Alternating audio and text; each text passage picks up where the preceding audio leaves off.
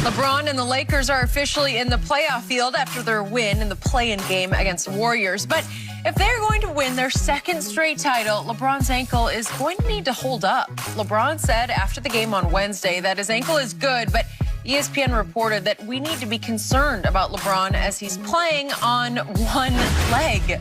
Fox Sports NBA analyst Chris Broussard joins us right now. Chris, I gotta ask, how limited do you believe LeBron will be on his ankle, and is it going to keep the Lakers from repeating as champs? Well, he was clearly limited in the play-in game against Golden State. I thought he looked really good in the two games he ended the regular season with, until that final tweak of the ankle.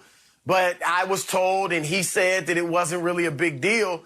So I was a bit stunned by how limited he was against Golden State. You saw it. He couldn't finish at the rim. He could post up, back down Andrew Wiggins, and then had trouble elevating to make the shots in the paint. So that was concerning. My feeling is that it will get better over time, but he clearly will be limited, I think, in this Phoenix series, at least to some degree. Remember, he was on a 30-minute restriction. He surpassed that, and thankfully he did for the Lakers because he hit that shot. But then also you heard the broadcaster say, Frank Vogel had said before the game, the longer LeBron plays, the tighter the ankle gets. So those are all concerning if you're a Lakers fan. But the question Jen asked, will this keep him from repeating? No, because I don't care if LeBron was healthy. Brooklyn's the best team in the NBA. Now, I think, could Brooklyn beat itself? Sure. Is the chemistry just not going to be there after only 8 games together in the regular season? Will Kyrie have some type of, focus issue? Maybe. Will egos get involved? Who knows?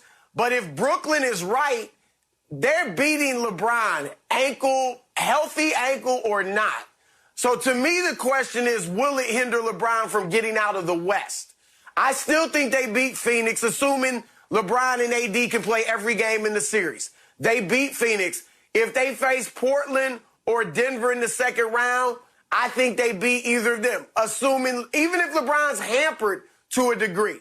If he can play every game, I think they're better than all those teams. The team that could stop them if LeBron's hampered is the Clippers. That's it. Now, I would expect that as time goes on through the first 2 rounds, LeBron will be back to normal, or, he won't be hindered the way he was against Golden State.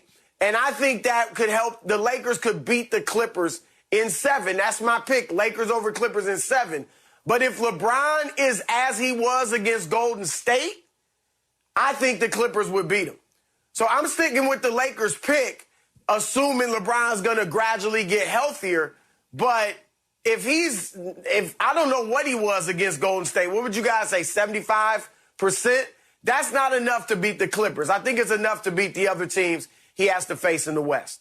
Well, the mere fact that he was on a minutes restriction tells you something, because normally in the playoffs, Chris, nobody's on a minute restriction. You play as long as you need to in order to get the win. And so for him to be like, look, LeBron, we really don't want you to go very much over this, lets you know. Now, in the bubble, he played averaged a little over 36 minutes a game in the bubble. Considering when you factor in the blowouts, like, wow, he really didn't. There were some games that they blew, they ended up blowing out Portland, they blew out Houston. So there were some games that they had some blowouts in that you're like, wow, okay. But the question is that it's not when LeBron's on the court, it's when LeBron's off the court. Because he was plus when he was on, and they were minus when he was off. They got to find a way to stem the tide, because he cannot play, I don't care healthy or not healthy. He can't play all 42 minutes, Chris. He just can't. And that's what really hurt him. If you look at when they losing to Golden State, and they might have still lost, but LeBron could not stay on the bench for more than a minute, because they might have a double-digit lead, and within the 40 seconds, it was down to 2, and LeBron was like, damn, I got to go back. So for me, and I agree, having had the injury that LeBron has had, I don't know if LeBron did this, but I would take an injection, Chris, and I felt good. Ooh, man, the first half, I felt like the old Shea. Midway through the third quarter, man, like somebody stuck a nail in my tire. Felt like I was running on a flat tire. And then become fourth quarter, I wanted to get another one, but I knew they weren't going to give me it. I just had to gut it out. And it seemed to me the first half, you look at the explosion. Now, he still wasn't able to elevate, but he looked a little quick. And as the game progressed, you see, hey, Caruso, bring the ball up. Hey, bring the ball up, Schroeder. Let somebody else, Kuzma, go ahead and bring it up.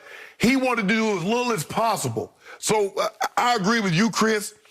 I think I would say he's like 85%, but I don't know if 85% is enough to win the title because for the most part, everybody else, with the exception of Donovan Mitchell, is healthy. So you got the Clippers? I ain't taking them.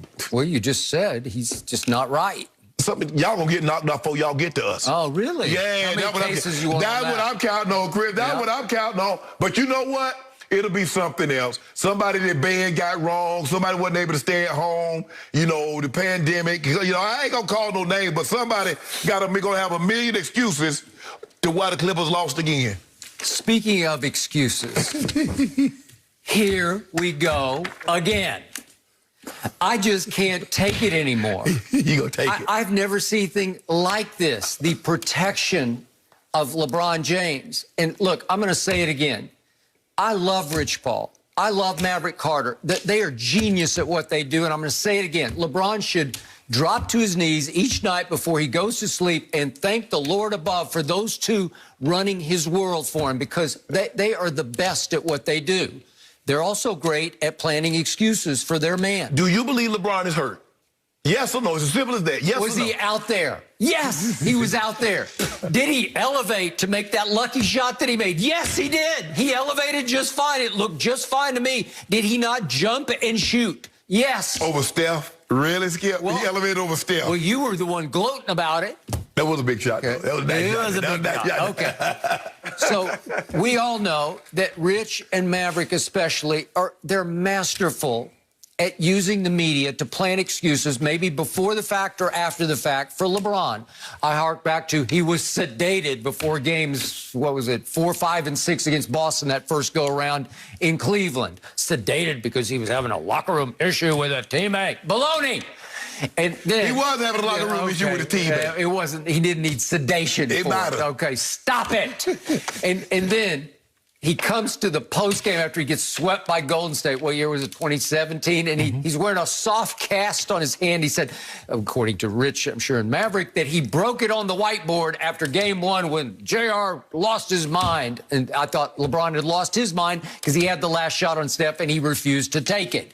In the game, King. If you're the king and you're the GOAT, just in the game. So excuses are everywhere. So now we've got the one leg. He's literally on one leg, according to sources close to LeBron. One leg, does he have to use a crutch to get up the floor? He's like dragging his leg, so he needs a crutch and he can dribble with his left hand, right? He got a cane. He's got a cane, so he uses a cane to get up the floor.